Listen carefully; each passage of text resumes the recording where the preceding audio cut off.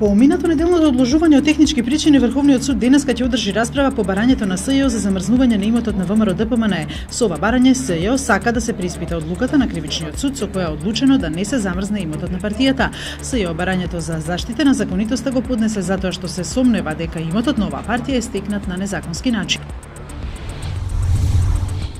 Парламентарното мнозинство нема да ги поддржи двата предлог закони на опозицијата, за кои што координаторот на една од пратеничките групи на ВМРО ДПМНЕ Антонио Милошовски побара од власта да ги поддржи во замена за поддршка на опозицијата за трите предлог закони за минимална плата за стечајците и за укинување на радиодифузната такса, кои се на дневен ред на оваа седница по скратена постапка.